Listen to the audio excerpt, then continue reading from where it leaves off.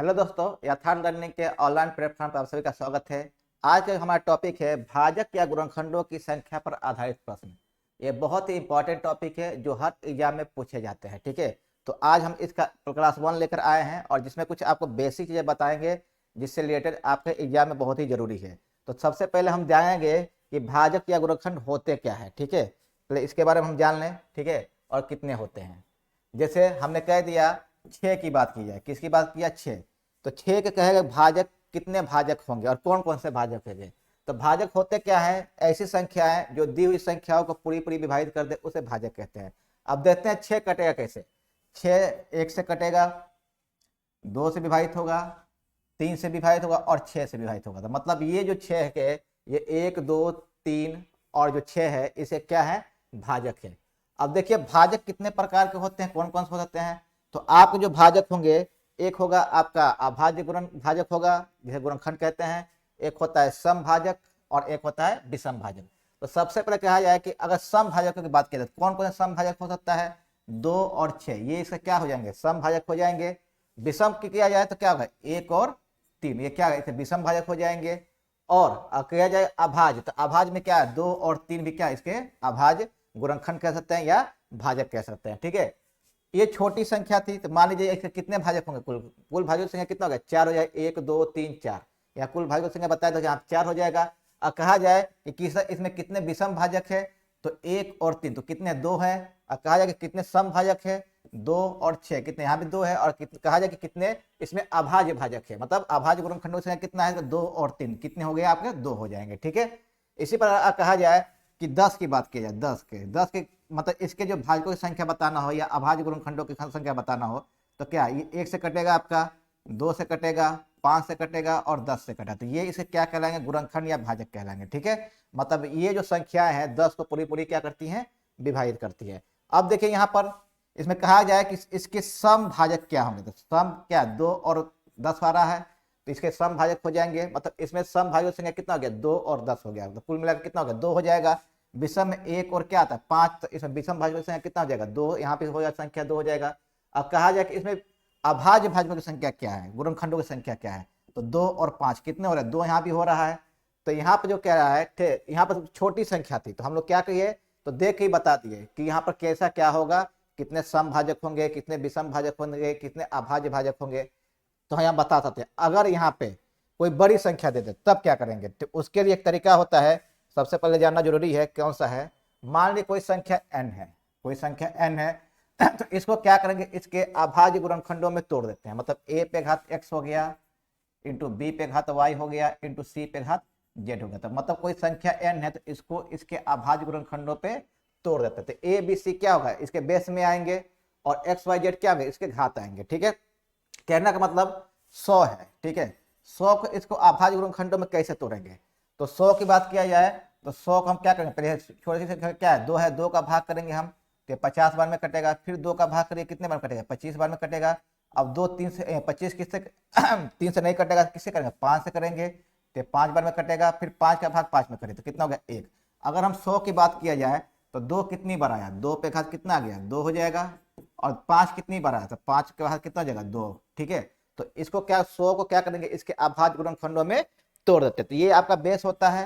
ठीक है, जैसे ए बी सी आपका जो बेस आएगा। ठीक है, और ये क्या हो गया आपके पावर हो जाएंगे। ठीक है, कोई संख्या नहीं है कि 2 ही अभाज्य गुणनखंड है, मतलब गुणनखंडों की संख्या 2 ही है, इससे ज्यादा भी हो सकता है। ठीक है, मान लीजिए कोई संख्या ले लिए, मान लीजिए हम 300 की बात कर रहे हैं, 300 की बात, 300 के अभाज्य गुणनखंडों में कैसे तोड़ेंगे। ठीक है, तो हम क्या करेंगे, 300 को लेंगे यहाँ पे, 300 यहाँ पे ले लेंगे और ऐसा सेम प्रोसेस करेंगे। मतलब 2 का ही भाग करेंगे 300 में, 300 में कितना भाग करिए, 2 का भाग करिए तो कितना हो जाएगा 150 हो जाएगा। फिर इसमें 2 का भाग करिए क्योंकि 2 से कटेगा 150 तो यहाँ 75 हो जाएगा। देखिए 75 किससे कट रहा है, 2 से कट रहा है कि नहीं कट रहा है, नहीं कट रहा है तो अब किसका नंबर लाएंगे, 3 का नंबर लाएंगे, 3 से काटिए तो 25 कितना होता है 75। अब 25 जो है 3 से नहीं कटेगा, अब किससे कटेगा, सिर्फ 5 से कटेगा तो ये 5 बार में कटा, फिर 5 का भाग कितना हो गया यहाँ पर 1 हो जाएगा। तो कहने का मतलब 300 है। ठीक है, इसको हम क्या लिख सकते हैं, 2 कितनी बार है, देखिए 2 कितनी बार है आपका 2 बार, तो 2 पे घात कितना होगा 2 हो जाएगा। ठीक है, 3 कितनी बार है 1 बार, तो 3 पे घात कितना हो जाएगा 1 हो जाएगा। और 5 कितनी बार है, देखो 2 बार है तो 5 पे घात कितना हो जाएगा 2। तो ये जो हो गया 300 के अभाज्य गुणनखंड हो गए। ठीक है, मतलब कोई भी संख्या हो तो जब भी तोड़ना हो तो इस फॉर्मेट में तोड़ लेते हैं और क्या निकालते हैं, इसको अभाज्य गुणनखंडों में हम लोग तोड़ लेते हैं। अब देखिए इसमें क्या होता है, ठीक है, जब हम किसी संख्या को तोड़ लेते हैं तो अभाज्य गुणनखंडों की संख्या कैसे निकालते हैं, ठीक है, सम गुणनखंडों की संख्या कैसे निकालते हैं और विषम गुणनखंडों की संख्या कैसे निकालते हैं। तो जब भी कहेगा अभाज्य गुणनखंडों की संख्या पूछे, किसका पूछे, अभाज्य गुणनखंडों की संख्या, ठीक है, या कहते हैं भाजकों की संख्या, ठीक है, अभाज्य गुणनखंडों की अगर संख्या कहता है तो इसके लिए क्या कहेंगे, पहली बात तो संख्या को इस फॉर्मेट में तोड़ेंगे हम, ठीक है, और इस पे जो पावर आ रहा है पावर को ही क्या कर देंगे, जोड़ देंगे। तो मान लीजिए संख्या कोई n है, ठीक है, n है, तो इस फॉर्मेट में तोड़ दिए इसको, तो जितने भी घात है घातों क्या करना हमको, जोड़ देना, मतलब x प्लस वाई प्लस क्या हो जाएगा z। तो जिस भी संख्या का अभाज्य गुणनखंडों की संख्या निकालना तो सबसे पहले क्या करते हैं, उसको अभाज्य गुणनखंडों में तोड़ते हैं और जितने भी घात होते हैं उसको क्या करते हैं, जोड़ देते हैं, तो अभाज्य गुणनखंडों की संख्या निकल जाता है। ज्यादातर एग्जाम में यही पूछता है, अभाज्य गुणनखंडों की संख्या भी पूछता है। कभी कभी क्या होगा, सम गुणनखंडों की संख्या पूछ लेगा, किसका, सम गुणनखंडों की संख्या कितना होगा, ठीक है, सम गुणनखंडों की संख्या भी पूछ सकता है। तो देखिए सम गुणनखंडों की संख्या जब पूछेगा तो मान लीजिए अगर n कोई सम संख्या है, मान n यदि कोई सम संख्या है तो उसमें बेस में तो 2 तो आएगा ही, अगर n कोई सम संख्या नहीं है तो उसके बेस में 2 नहीं आएगा। तो जिसके बेस में 2 रहेगा, जिसके बेस में 2 रहेगा उस पर जो पावर होगा उसके घात में हमको 1 नहीं जोड़ना है, उसके घात में क्या करना है, हमको 1 नहीं जोड़ना है, सीधे क्या करना है, उसी को रखना, मतलब x इंटू, देखिए मान लीजिए बेस में 2 आ गया तो क्या इसमें x नहीं जो 1 नहीं जोड़ना है, तो x इंटू क्या होगा, बाकी जितने भी बेस आएंगे उसके घातों में क्या करना, x जोड़ना। मान लीजिए क्या आपका 2 हो गया तो 2 पर घात x हो गया, तो मान लीजिए इसमें एक नहीं जोड़ना है, बाकी जो जितने भी आएंगे आपको उसमें 1 जोड़ लेना है। तो y प्लस कितना हो जाएगा, 1 हो जाएगा, z प्लस कितना 1 हो जाएगा। तो यह हो जाएगा आपका सम गुणनखंडों की संख्या, ठीक है, यहाँ पर 1 करेंगे, ठीक है। यहाँ पर क्या पूछा था, विषम गुणनखंडों की संख्या भी पूछ सकता है, क्या कर सकता है, विषम गुणनखंडों की संख्या क्या होगा। जब ये पूछ दिया, ठीक है, तो इसके लिए क्या करेंगे, ठीक है, तो विषम संख्या कब होता है, जो 2 से डिवाइड ना हो। तो विषम गुणनखंडों की संख्या क्या करना, जब विषम गुणनखंड की संख्या निकालना हो तो 2 को ही क्या करना, छोड़ देना है, बाकी जो बेस है उसके घातों में 1 जोड़ के आपस में गुणा कर देना है। तो मान लीजिए ये जो है ए है, ये क्या था 2 आ गया तो इसको छोड़ देना, बाकी मान लीजिए बी और सी आधार आ रहा है तो ये सब क्या, मान लीजिए आपका विषम संख्या में आएंगे तो इस पे जो घात होगा, ठीक है, उसके घातों में क्या करेंगे, 1 जोड़कर क्या करेंगे, आपस में गुणा कर देंगे। तो यहाँ क्या निकल जाएगा, आपका विषम गुणनखंडों की संख्या निकल जाएगा, ठीक है। बस 2 वाला है, 2 वाला जो आधार है उसको क्या करना, छोड़ देना है, और बाकी जितने भी आधार है उसके घातों में 1 जोड़ के आपस में गुणा कर देंगे तो क्या निकलेगा, विषम गुणनखंडों की संख्या निकल जाता है, ठीक है। कभी कभी क्या पूछा है, सभी गुणनखंडों की संख्या पूछ देगा, क्या कहेगा, सभी गुणनखंडों की संख्या, ठीक है, सभी गुणनखंडों की संख्या पूछ सकता है, जैसे कहते हैं भाजक भी कहते हैं, भाजकों की संख्या भी पूछ सकता है, ठीक है। जब सभी की बात करेगा, सभी गुणनखंडों की संख्या की जब बात करेगा तो जितने भी आधार हैं, जितने भी आधार हैं सबके घातों में 1 जोड़ के आपस में गुणा कर देना है। मान लिया संख्या है तो इसको इस फॉर्मेट में तोड़ देंगे तो जितने भी आधार है, तो जितने भी घात आ रहे हैं, ठीक है, उसके घातों में 1 जोड़ के क्या करेंगे, आपस में गुणा कर देंगे। तो जैसे x हो जाता है, x प्लस 1 हो जाएगा इंटू वाई प्लस 1 हो जाएगा इंटू जेड प्लस 1 हो जाएगा, ठीक है।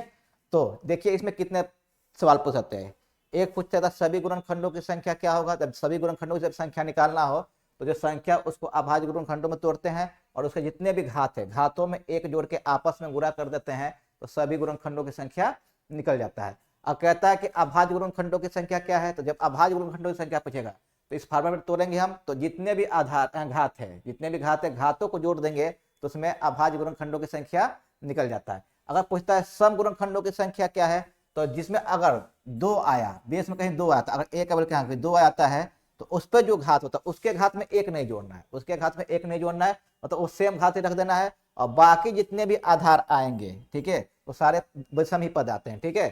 तो उसमें क्या होता है, उसके जो घात है उसमें 1 जोड़ के आपस में क्या करते हैं, गुणा कर देते हैं, तो सम गुणनखंडों की संख्या निकल जाता है। इसी पर पूछा विषम गुणनखंडों की संख्या पूछ दिया, तो कोई संख्या उसके फॉर्मेट इस फॉर्मेट तोड़ देंगे, तो जहां पर बेस 2 होगा उसके पूरे घात को क्या होगा, उसको पूरे को हटा देना है, बाकी जो बचेगा, ठीक है, उसके जो घात होंगे उसके घातों में 1 जोड़ के आपस में क्या करेंगे, गुणा कर देंगे, तो विषम गुणनखंडों की संख्या निकल जाए। तो ये हमारा बेसिक तरीका था जो जानना जरूरी था, तो इसी तरीके से हम लोग लगाएंगे अगर कोई सवाल पूछ दिया तो देखते हैं कौन सा सवाल है जो एग्जाम में पूछे जा चुके हैं और आगे भी पूछे जाएंगे, ठीक है। जैसे हमारा पहला सवाल है 2 पे घात 5 इंटू 3 पे घात 8 इंटू 5 पे घात 7 इंटू 11/2 में अभाज्य गुणनखंडों की संख्या क्या है। तो हम बताए थे जो भी संख्या है इसको क्या इसके अभाज्य गुणनखंडों में तोड़ देते हैं। देखिए 2/5 इंटू 3/8 इंटू 5/7 इंटू 11 कितना 2। ठीक है, अब देखिए 2 तो ऑलरेडी टूटा हुआ है, इसको तोड़ नहीं सकते, इससे छोटा तो होगा नहीं। 3 भी क्या है आपका अभाज्य संख्या, ये भी इसको नहीं छोटा कर सकते हैं। 5 भी क्या है अभाज्य संख्या, इसको भी छोटा नहीं कर। 11 क्या अभाज्य संख्या क्या है, इसको भी छोटा नहीं करे। ये ऑलरेडी क्या है आप ऑलरेडी छोटा है। तो अभी जब भी क्या है निकालना क्या है अभाज्य गुणनखंडों की संख्या पूछे, तो जब भी अभाज्य गुणनखंडों की संख्या की बात करेगा तो क्या करते हैं जितने भी घात है घातों को ही जोड़ लेते हैं, घातों को ही क्या करेंगे जोड़ लेंगे, तो क्या निकल जाएगा इसके अभाज्य गुणनखंडों की संख्या निकल जाएगा। तो जब भी अभाज्य गुणनखंडों की संख्या ज्ञात करना हो तो घातों को ही जोड़ लेते हैं, तो क्या होता है अभाज्य गुणनखंडों की संख्या हमारा निकल जाएगा। ठीक है, तो यहाँ जोड़ लीजिए तो कितना हो गया आपस 5 और 8 कितना हो गया आपका 13, 13 कितना आपका 7, 20 और 2 कितना 22, तो कितना हो गया यहाँ पर 22। तो इसका जो उत्तर आएगा हमारा ठीक है 22। तो इसमें कितना अभाज्य गुणनखंडों की संख्या होगा 22। तो मतलब इस प्रश्न में अभाज्य गुणनखंडों की संख्या कितना आएगा आपका 22। तो जब भी अभाज्य गुणनखंडों की संख्या पूछे तो उसके अभाज्य गुणनखंडों में तोड़ देते हैं और जितने भी घात आते हैं उसको जोड़ लेते हैं, तो अभाज्य गुणनखंडों की संख्या निकल जाएगा। ये ऑलरेडी टूटा हुआ है, इसको हम दोबारा तोड़ नहीं सकते क्योंकि इससे छोटा नहीं होगा। ठीक है, आगे देखते हैं, इस पर और भी प्रश्न है। देखिए यहाँ कह रहा है 4/11। ठीक है, 4/11 और 5/5 और 3/2 और 13 कितना 2, 13 कितना 2 है। ठीक है, इसमें कह रहा है कि अभाज्य गुणनखंडों की संख्या क्या। देखिए ये 4 जो है ना 4 को हम लोग तोड़ सकते हैं। ठीक है, अभी ये क्या है इसके अभाज्य गुणनखंडों में तोड़ सकते हैं। तो 4 को क्या 2 का स्क्वायर लिख सकते हैं, तो इसको 2 का क्या होगा होल घात 11 हो जाएगा। 5 को ऑलरेडी टू 5 इससे छोटा तो होगा नहीं, तो 5/घात क्या लिखेंगे 5 ही लिखेंगे। 3 इससे छोटा होगा नहीं, 3/घात 2 ही लिखेंगे। और 13 भी आपका अभाज्य संख्या है, ये भी नहीं टूटेगा, तो इसको 13/घात कितना लगेगा 2 लिखेंगे। घात के ऊपर घात आ गया तो घातों गुणा हो जाता है, तो 2/घात कितना हो गया हमारा 22 हो जाएगा। ठीक है, ये 5/घात 5 है और 3/घात कितना है हमारा 2 है, ये 5 है आपका। ठीक है, 5 कर लेंगे हम। ठीक है, 5/घात कितना 5 और 3/घात 2 और 13/घात कितना 2। ठीक है, अब इसमें कोई ऐसी संख्या है जिसको और भी छोटा कर सकते हैं, बेस में नहीं है। तो अब क्या होगा हमको क्या निकालना है अभाज्य गुणनखंडों की संख्या निकालना है। तो हमको क्या ज्ञात करना है अभाज्य गुणनखंडों की जब भी संख्या ज्ञात करना हो तो जितने भी घात आएंगे घातों को क्या करना है हमको जोड़ देना। देखिए 22 हो गया आपका, 5 हो गया, 22 5 आपका 2 हो जाएगा। ठीक है, और 2, तो इसको जोड़ लीजिए कितना आ रहा है, तो 22 5 27 और 27 2 कितना हो गया 29 और कितना होगा आपका 2 कितना हो गया 31। ठीक है, इसमें जो अभाज्य गुणनखंडों की संख्या आएगा कितना आएगा आपका 31 आएगा। मतलब बी वाला ऑप्शन आपका क्या हो जाएगा आपका सही हो जाएगा। देखिए बहुत ही इंपॉर्टेंट प्रश्न है और इससे एग्जाम में पक्का एक सवाल तो आता ही है, तो इसको जानना बहुत जरूरी है। अभी हम लोग संख्या निकालने के अभाज्य गुणनखंडों की ही संख्या ज्ञात कर रहे हैं। ठीक है, तो आगे देखते हैं और भी सवाल है। कह दिया 240 के सभी गुणनखंडों की संख्या निकालना है। अभी बताया है अगर कोई भी संख्या हो ठीक है उसको पहले क्या करते हैं उसके अभाज्य गुणनखंडों में तोड़ते हैं। तो सबसे पहले हम कितना का भाग करेंगे 2 का भाग करेंगे। देखिए 2 का भाग जा रहा है तो 2 का भाग तो जा ही रहा है, तो क्या 120 हो जाएगा। फिर देखते हैं 2 का भाग जा रहा है, फिर 2 का भाग करिए कितना हो गया 60 हो जाएगा। फिर देखिए 2 का भाग जा रहा है, हाँ जा रहा तो कितना 30 हो जाएगा। फिर देखिए कितने भाग 2 का भाग करेंगे तो कितना हो जाएगा 15 हो जाएगा। अब 15 में 2 का भाग जाएगा नहीं जाएगा तो 3 का भाग करेंगे क्या 5 हो जाएगा और फिर 5 का भाग करेंगे। ठीक है, लास्ट में हमको यहाँ पर 1 लाना रहता है। ठीक है, यहाँ पर क्या लाना है हमको 1 लाना रहता है। ठीक है, तो 240 को हम क्या लिख सकते हैं, देखिए 2 कितनी बार आया है 1 2 3 4, 4 बार आया तो 2 पे घात कितना 4 हो जाएगा। 3 कितनी बार 1 बार आया तो 3 पे घात 1 हो जाएगा। 5 कितनी बार आया 1 बार आया तो 5 पे घात कितना 1 हो जाएगा। अब देखिए पूछा क्या है सभी गुणनखंडों की संख्या। ठीक है, क्या पूछा है सभी। जब भी सभी गुणनखंडों की संख्या निकालना हो या भाजकों की संख्या निकाल, बात एक ही हुआ, कभी गुणनखंड कहता है कभी भाजक कहता है, कि संख्या निकालना हो तो हम क्या बताए थे जितने भी घात है उसमें एक जोड़ के आपस में क्या कर देना है गुणा कर देना है। ठीक है, तो 4 हो तो 4 प्लस क्या करेंगे 1 करेंगे। ठीक है, एक घात है तो 1 प्लस कितना करेंगे 1 करेंगे।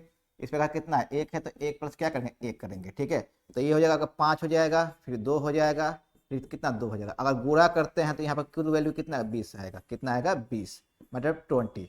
तो इसमें जो सभी गुणनखंडों की जो संख्या आएगा कितना आएगा 20 आएगा। तो इसका जो वैल्यू होगा मतलब बी होगा, मतलब बी वाला ऑप्शन आपका क्या होगा सही हो जाएगा। ठीक है, तो ध्यान देखिएगा ऐसा जब भी सवाल आए तो उसको क्या करना उसको अभाज्य गुणनखंड में तोड़ना है और घातों में बदलना है। ठीक है, तो यहाँ पर कुछ भी पूछ सकता है सभी गुणनखंडों की संख्या भी पूछ सकता है, इसमें अभाज्य गुणनखंडों की भी संख्या पूछ सकता है, इसमें सम गुणनखंडों की भी संख्या पूछ सकता है, इसमें विषम गुणनखंडों की भी संख्या पूछ सकता है।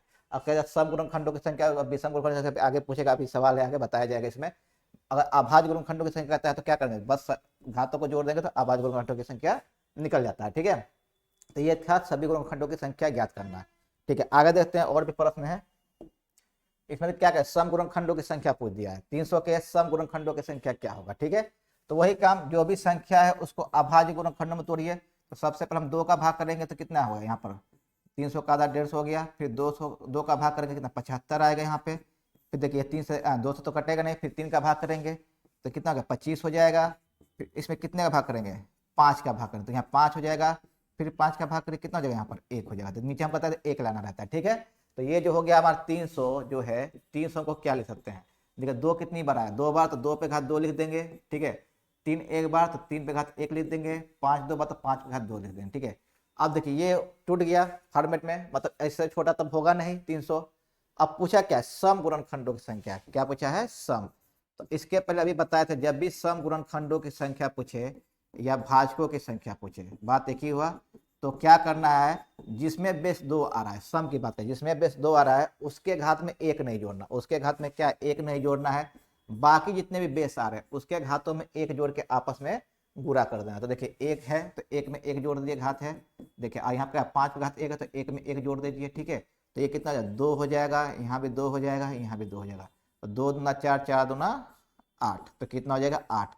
अगर इसमें बात किया जाए कि सम गुणनखंडों की संख्या कितना है, तो कितना हो गया हमारा 8। तो इसका जो क्या नहीं सॉरी, यहाँ पर जो है हमारा 2 है, घात कितना 2 है, 5 का 2 है ना, यहाँ पर क्या होगा 5 पे घात 2, तो यहाँ पर क्या हो जाएगा आपका 3 हो जाएगा, कितना हो जाएगा 3। ठीक है, तो मिस्टेक हो गया जोड़ने में, यहाँ पर क्या कितना 3 हो जाएगा। ठीक है, जब तो यहाँ पर कितना देखिए, यहाँ पर 5 का 2 था तो 1 लिख दिया था गलती से, तो 2 यहाँ 2 + 1 हो जाएगा। तो देखिए 2 2 × 2 × 3, तो यह हो जाएगा 2 4 4 कितना 12, तो यहाँ जो आएगा 12 आएगा। तो इसमें क्या करना था हमको, जब भी सम गुणनखंडों की संख्या ज्ञात करना हो तो जिसका बेस 2 है जी, ठीक है, उसके घात में 1 नहीं जोड़ना है। बाकी जितने भी आ रहे हैं बेस में उसके घातों में 1 जोड़ के आपस में गुणा कर देते हैं, तो सम गुणनखंडों की संख्या निकल जाता है। ठीक है, तो ये बहुत ही इंपॉर्टेंट प्रश्न था और इसमें बहुत ही इंटरेस्टिंग भी प्रश्न है, इससे भी आगे भी प्रश्न आएंगे जो अलग टाइप के हैं। ठीक है, यहाँ देखिए अभी तो हमने पढ़ा था अभाज्य गुणनखंडों की संख्या ज्ञात करना, सभी गुणनखंडों की संख्या ज्ञात करना और सम गुणनखंडों की संख्या ज्ञात करना। अब क्या पूछ दिया है, विषम गुणनखंडों की संख्या पूछा, जैसे विषम भाजक भी कहता है, विषम भाजकों की संख्या क्या है या विषम गुणनखंडों की संख्या है, अब ये पूछ दिया है। ठीक है, तो वही काम करना, जो भी संख्या पूछा है उसको क्या करना, उसके अभाज्य गुणनखंडों में तोड़ना रहता है। ठीक है, 360 को तोड़िए, 2 का भाग करिए, कितना हो गया, ये हो गया आपका 2 का क्या 180 हो जाएगा यहाँ पे। फिर 180 में 2 का भाग करिए तो 90 हो जाएगा। फिर 90 में 2 का भाग करिए 45 हो जाएगा। अब 45 में 2 का भाग जाएगा नहीं जाएगा, 3 का भाग करिए तो यहाँ 15 हो जाएगा। फिर इसमें 3 का भाग करिए, यहाँ 5 हो जाएगा, और 5 में 5 का भाग कर दिए मतलब 1 हो जाएगा, मतलब यहाँ पर क्या लाना, हमको 1 लाना रहता है। ठीक है, तो 360 को हम क्या लिख सकते हैं, ये 2 कितनी बार, 2 आपका 3 बार आया तो 2 पे घात हम 3 कर दिए। ठीक है, 3 2 बार आया, 3 पे घात 2 कर दिए, इंटू 5 एक बार, 5 घात कितना कर दे 1। तो इसको 360 को इसको हम क्या किया, अभाज्य गुणनखंडों में इसको तोड़ दिया। अब पूछा क्या, विषम भाजकों की संख्या। देखिए विषम भाजक कहे या विषम गुणनखंड कहे, बात एक ही हुआ, विषम भाजकों की संख्या।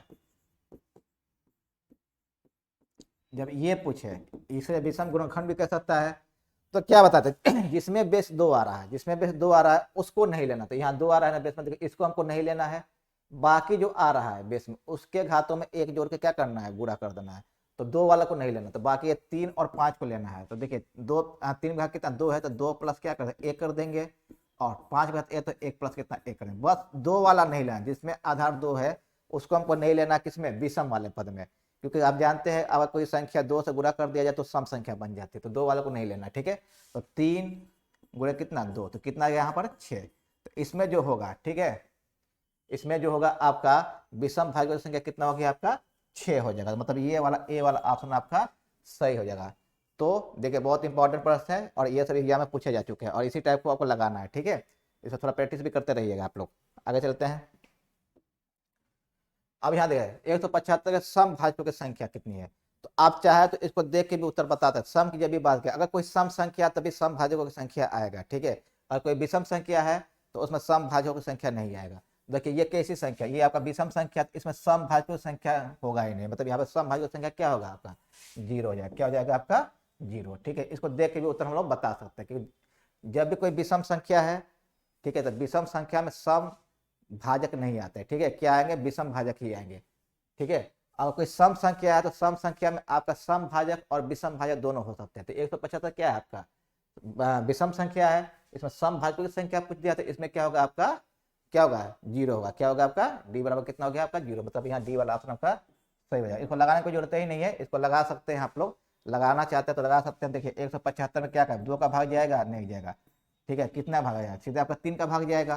तो जब यहाँ 2 का भाग ही नहीं गया इसमें, तो जब 2 का भाग नहीं गया तो ये क्या होगा आपका, सम संख्या मिलेगा ही नहीं। सम संख्या मिलेगा कब, जब 2 से कटेगा, जब 2 से नहीं कटेगा तो वो सम संख्या नहीं मिलेगा, तो उसमें सम भाजक भी नहीं मिलेंगे। जिसमें सम संख्या नहीं होता उसमें सम भाजक भी नहीं होता, ठीक है। लेकिन सम भाजकों में सम भाजक और विषम भाजक दोनों हो सकते हैं, ठीक है, बस यह ध्यान रखना है। विषम संख्या है तो सम भाजक नहीं होंगे, बस विषम भाजक होंगे, ठीक है। देखिए अगला जो सवाल है, संख्या क्या है, 10,800 के कितने गुणनखंड पूर्ण वर्ग है। थोड़ा यह नया तरह का सवाल है, इसको ध्यान देंगे हम लोग कैसे इसको निकालेंगे। तो सबसे पहले क्या करेंगे, 10,800 को क्या करेंगे हम, इसके अभाज्य गुणनखंड में तोड़ेंगे। सबसे वही काम करते हैं, 2 का ही पहले भाग करते हैं। 2 का भाग करिए, क्योंकि 2 से कट रहा है, क्योंकि एक तो लेंगे नहीं, 2 ही लेंगे, तो यह 5 हो जाएगा, ये 4 हो जाएगा। तो ये आ गया आपका 5,400। फिर ये भी दोबारा 2 से कटेगा, 2 यहाँ काटिए, तो ये क्या 2 यहाँ 7, ये कितना 2700 हो जाएगा। फिर यहाँ 2 का भाग करिए, ठीक है, तो यहाँ कितना 1 आपका, ये हो जाएगा आपका 1 3 5, ये हो जाएगा 1350 हो जाएगा आपका, ठीक है। फिर देखो 2 का भाग जा रहा है कि नहीं जा रहा है, फिर 2 का भाग जाएगा, कितना हो गया आपका 6, और ये कितना 7, और ये 5, ठीक है। देखिए ये कितना 675, ठीक है। अब देखते हैं इसमें 2 का भाग जा रहा है कि नहीं जा रहा है, ठीक है। अब देखते हैं 2 का भाग नहीं जा, किसका भाग करेंगे हम, 3 का देते हैं। 3 का भाग कर जाएगा नहीं जाएगा, देखिए 3 का भाग जाएगा, 3 से कटेगा, ठीक है, 3 से जाएगा, 3 का भाग करिए यहाँ पर, ये 2 हो जाएगा, फिर यहाँ 2 हो जाएगा, यह 15 हो गया, तो कितना हो गया 5 हो जाएगा, ठीक है। ये 3 से कट गया आपका, ठीक है। तो अब देखते हैं फिर 3 से भाग जा रहा है कि नहीं जा रहा है, फिर 3 का ही भाग जाएगा, फिर 3 का भाग करेंगे, तो 7 हो जाएगा, या कितना 5 हो जाएगा। फिर देखिए 75 में कटेगा, ठीक है। 3 से आगे देखते हैं क्या है, अब 75 बार में कटेगा, 75 में देखो फिर 3 का भाग जाएगा, फिर 3 का भाग करिए यहाँ पर, ठीक है। तो कितना हो गया, ये हो गया आपका 25। अब 25 को देखिए 5 से काटेंगे, फिर 5 को किससे काटेंगे, 5 से काटेंगे। देखिए नीचे हमको एक एक लाना होता है, ठीक है। तो यहाँ देखिए क्या करना है, ये जो 10,800 है, ठीक है। अब देखिए 2 कितनी बार आया, 1 2 3 4, तो 2 पे घात कितना हो गया हमारा 4, ठीक है। 2 पे घात 4, 3 कितनी बार आया, 1 2 3, तो 3 घात कितना हो गया हमारा 3 हो जाएगा, ठीक है। 5 कितनी बार आया 2, तो 5 घात कितना होगा 2 हो जाएगा। अब देखिए इसमें एक कंडीशन क्या कर दिया है, इसमें एक कंडीशन कर दिया है कि कितने गुणनखंड पूर्ण वर्ग है, कितने गुणनखंड क्या पूर्ण वर्ग है। तो अगर हम 2 पे घात 4 की बात किया जाए, ठीक है, तो इसमें देखते हैं कि 2 पे घात कितना हम घात कर सकते हैं जिनका वर्गमूल एक पूर्ण संख्या प्राप्त होगा। तो देखिए अगर हम 2 पे घात, देखिए 4 तक है ना, तो 2 पे घात 0 करेंगे, तो 2 पे घात 0 का मतलब 1 होता है, तो 1 का वर्गमूल जो होता है 1 ही होता है। देखिए 2 पे घात 1 करते हैं तो 2 पे घात 1 का वैल्यू 2 ही होता है, लेकिन 2 का वर्गमूल नहीं, पूर्ण वर्ग नहीं निकल पड़ेगा, ठीक है। 2 पे घात 2 करते हैं, देखिए 2 पे घात 2, तो 2 पे घात 2 का वैल्यू कितना 4 होता है, तो 4 क्या है, एक पूर्ण 2 का पूर्ण वर्ग है, मतलब इसका वर्गमूल हम लोग निकाल सकते हैं, ठीक है। देखिए 2 पे घात 3 करते हैं, उसका नहीं निकाल सकते हम लोग, ठीक है। और इसी बात 2 पे घात 4 है, 2 पे घात 4 का क्या वर्गमूल हम लोग निकाल सकते हैं, इसका वर्गमूल भी क्या पूर्ण संख्या ही प्राप्त होगा। तो 2 पे घात 4 है, तो 2 पे घात 4 घात तक ही हमको देखना है, ठीक है। तो देखिए इसमें कितने आ रहे हैं, 1 2 3, 3 ऐसे पद आ रहे हैं जो किसी संख्या के पूर्ण वर्ग हो सकते हैं, मतलब इसका वर्गमूल निकालने पर, इस संख्या का वर्गमूल निकालने पर एक पूर्ण संख्या प्राप्त होगा, ठीक है। अब करते हैं 3 वाले की बात, तो 3 पे घात 3 है, तो 3 पे घात 0 का पूर्ण वर्गमूल निकलेगा, 3 पे घात 2 का पूर्ण वर्गमूल निकलेगा, अब 3 पे घात 3 का तो निकलेगा ही नहीं, तो 3 हमको 3 पे घात 3 ही तक जाना है। तो अब यहाँ पर रुक जाएंगे, तो इसमें कितने आ रहे हैं हमारे 2 पद आ रहे हैं, 2 पद ऐसे हैं जो कि संख्या क्या है पूर्ण वर्ग हो सकता है, ठीक है। आगे देखते हैं 5 पे घात 2, तो इसमें देखिए 5 पे घात 0 इस संख्या का पूर्ण वर्ग होगा, ठीक है। और 5 पे घात 2 किस संख्या का पूर्ण वर्ग होगा, ठीक है। 5 घात 1 तो होगा नहीं, क्योंकि 5 पे घात 1 का वैल्यू 5 होता है, 5 की संख्या का पूर्ण वर्ग नहीं होता है, ठीक है। अब देखिए यहाँ पर कितना आ गया 2 हो जाएगा। अब कह रहा है कितने गुणनखंड पूर्ण वर्ग होते हैं, इसको क्या करना, इन्हीं को आपस में क्या करना, गुणा कर देना है। देखो 3 दूना 6 और 6 दूना 12, तो जितने भी आएंगे पद उनको आपस में क्या करना, आपस में गुणा कर देते हैं। तो आपका ऐसी संख्याओं की संख्या निकल जाएगी, किसी गुणनखंडों की संख्या निकल जाएगा जो किसी संख्या का पूर्ण वर्ग होगा। तो यहाँ पे कितना हो गया आपका 12। तो इसका जो ऑप्शन होगा कितना हो गया, डी वाला ऑप्शन। तो ये देखिए थोड़ा नया अच्छा सवाल है, इस टाइप कभी भी सवाल पूछेगा तो आप लोग को ऐसे ही करना है, ठीक है। और भी देखते हैं, और भी सवाल है, देखते हैं कौन सवाल है, इसी पर आधारित तो कर लेंगे हम लोग। देख रहा संख्या 21,600 कितने गुणनखंड पूर्ण वर्ग है, ठीक है, बात वही हुआ। अब यहाँ पर कितना कह दिया, 21,600 कह दिया। तो अब बात क्या करना, 2 का ही भाग करना है। देखिए 2 का भाग जा रहा नहीं जा रहा है, 2 का भाग जाएगा, ठीक है, 2 का भाग 1 हो जाएगा, ये 0 कितना 8 और डबल 0, ठीक है, ये हो गया। 2 का भाग करने पर कितना आ गया 10,800 हो जाएगा यहाँ पर, ठीक है। फिर 2 का भाग करिए यहाँ पर, और 2 का भाग दोबारा करते हैं तो कितना 5 4 डबल 0, ठीक है। फिर देखते हैं 2 का भाग जा रहा है, 2 का भाग दोबारा जाएगा यहाँ पर, तो ये कितना 2700 हो जाएगा। फिर 2 का भाग करिए, जा रहा है कि नहीं, फिर 2 का भाग करते हैं तो एक, ये कितना 3 1350, ठीक है।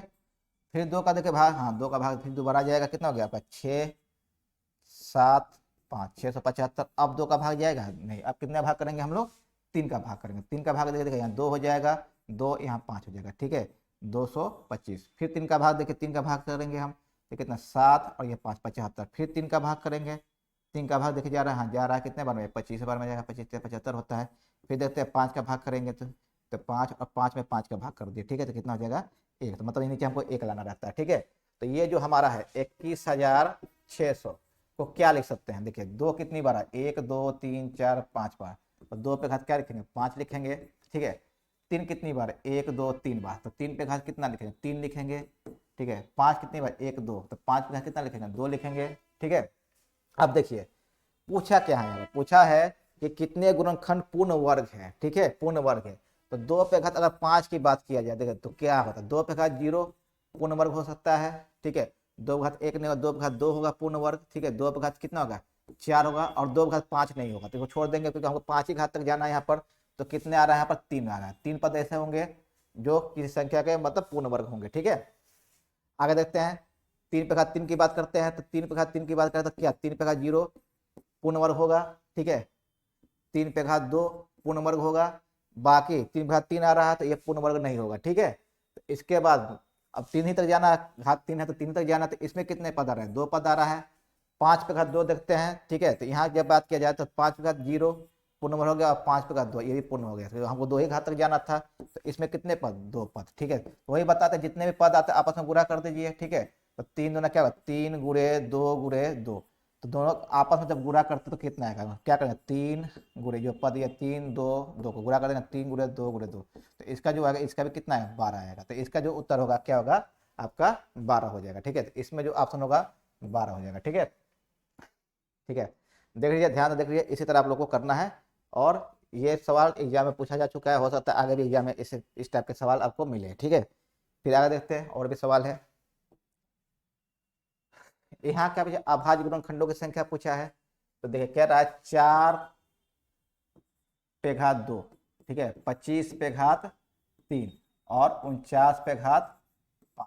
तो देखिए जब भी संख्या निकालना हो, अभाज्य गुणनखंडों की संख्या निकालना हो, या सम गुणनखंडों की संख्या निकालना हो, विषम गुणनखंडों की संख्या निकालो, या सभी गुणनखंडों की संख्या निकालो, तो हमको क्या करना है, अगर कोई संख्या टूटता तो तोड़ दीजिए। 2 है तो 2 को हम क्या, 2 का स्क्वायर 4 है, 4 का क्या 2 का स्क्वायर ले सकते हैं, तो इसका क्या घात 2 हो जाएगा। 25 को क्या ले सकते हैं, 25 को हम 5 का स्क्वायर ले सकते हैं, होल घात कितना 3 हो जाएगा। 49 को क्या लेते हैं 7 का स्क्वायर ले सकते हैं, इसका कितना हो जाएगा 5 हो जाएगा। तो इसको जब लिखेंगे तो घात के ऊपर घात, तो घातों का गुणा हो जाता है, तो 2 का कितना 4 हो जाएगा, और 5 का कितना हो जाएगा आपका ये 6 हो जाएगा, ठीक है। गुणा करेंगे 3 दूना 6 हो गया, और यहाँ कितना 7 का कितना 10 हो जाएगा, ठीक है। अब इससे छोटा होगा, इससे छोटा नहीं होगा। तो पूछा क्या, अभाज्य गुणनखंडों की संख्या पूछा है, तभी अभाज्य गुणनखंडों की संख्या पूछेगा तो हमको क्या करना, जितने भी घात आ रहे हैं उसको ही क्या करना जोड़ देना है। तो अभाज्य गुणनखंडों की संख्या निकालने के लिए जितने भी घात है, अभाज्य गुणनखंडों की संख्या, ठीक है, तो क्या करना है घातों को ही क्या करना है जोड़ देना। तो 4 + 6 + 10, तो जोड़ने पर इसका वैल्यू कितना आ जाएगा 20 आएगा। तो मतलब इस संख्या में, ठीक है, अभाज्य गुणनखंडों की संख्या कितना होगा हमारा 20 होगा, ठीक है। तो ये हमारा कौन सा ऑप्शन होगा, सी वाला ऑप्शन आपका सही हो जाएगा। तो इसको आप लोग ध्यान से देख लीजिए, ऐसे ही आप लोग को करना है, ठीक है। आगे देखते हैं। तो अगला सवाल है हमारा, देखिए 8 पे घात 2, 8 पे घात 2 गुणे 25 पे घात 3 और गुणे 33 पे घात 2। अब इसमें क्या पूछा है, सम गुणनखंडों की संख्या पूछा है। क्या पूछा है, सम गुणनखंडों की संख्या। तो क्या करेंगे, 8 को छोटा करेंगे तो 8 को क्या लिखें, 2 पे घात 3 लिख सकते हैं, होल घात कितना 2 हो गया। 25 को क्या 5 का स्क्वायर लिख सकते हैं, ठीक है, होल घात कितना 3 हो गया। 33 को क्या लिखें, 3 गुणे 1 क्या लिख सकते हैं, 3 गुणे 1, घात कितना 2 है। तो जब इसको लिखेंगे तो 3 पे घात 2, तो घातों का गुणा हो जाएगा, तो 2 पे घात कितना हो गया हमारा 6 हो जाएगा। ये भी कितना 5 पे घात कितना 6 हो जाएगा, देखिए, और ये दोनों पे घात बन जाएगा कितना, 3 पे घात 2 भी हो जाएगा और 11 पे घात कितना 2 हो जाएगा। अब देखिए इससे छोटा होगा, नहीं होगा। अब क्या पूछा है, इसमें सम गुणनखंडों की संख्या पूछा है। क्या पूछा है, सम गुणनखंडों की संख्या। तो इसके पहले बताया था, अगर कोई सम संख्या है तभी सम गुणनखंडों की संख्या निकलेगा, अगर कोई विषम संख्या है तो वह सम गुणनखंडों की संख्या उसमें नहीं निकलता है। तो देखिए ये एक सम संख्या होगा, क्यों होगा, क्योंकि देखिए इसमें बेस में क्या आ गया आपका 2 आ गया, इसमें बेस में क्या आ गया आपका 2 आ गया, तो इसका मतलब ये सम संख्या होगा। अगर ये बेस में यहाँ पर 2 नहीं आता तो ये क्या होता है, ये एक विषम संख्या होता है। तो जब बेस में 2 आ गया तो ये सम संख्या होगा। तो सम संख्या में सम गुणनखंडों की भी संख्या निकाल सकते हैं और विषम गुणनखंडों की संख्या निकाल सकते हैं, क्योंकि दोनों होता है उसमें। लेकिन अगर केवल विषम संख्या होता है यार, तो उसमें केवल विषम गुणनखंडों की संख्या निकालते हैं, उसमें सम गुणनखंडों की संख्या नहीं निकलता। तो बताया जब भी सम गुणनखंडों की संख्या ज्ञात करना हो तो जिसका बेस 2 है उसके जो घात आ रहा है उसमें हमको 1 नहीं जोड़ना है। तो मतलब ये घात जो है सेम का सेम हो जाएगा, जिसका बेस 2 है उस पर जो घात आ रहा है उसमें हमको 1 नहीं जोड़ना है, उसको सेम टू सेम रख देना है। बाकी जितने भी बेस आएंगे उसके घातों में क्या करना है, 1 जोड़ देना है। एक कितना जोड़ देना है, 1 जोड़ देना है, और आपस में क्या कर देना है, गुणा कर देना है। देखिए ये हो जाएगा आपका 9 हो जाएगा, 9 से कितना 63 हो गया, और 63 को आप क्या कर लेंगे, आप 6 कर लेंगे, ठीक है, 63 को क्या कर लेंगे आप 6। तो ये हो गया आपका 78, 300 कितना 78, इसका जो आएगा 378 आएगा, ठीक है। तो इसमें जो होगा सम गुणनखंडों की संख्या कितना हो गया आपका 378 हो जाएगा। तो मतलब ये जो आपका ए वाला ऑप्शन होगा आपका ये सही हो गया, ठीक है।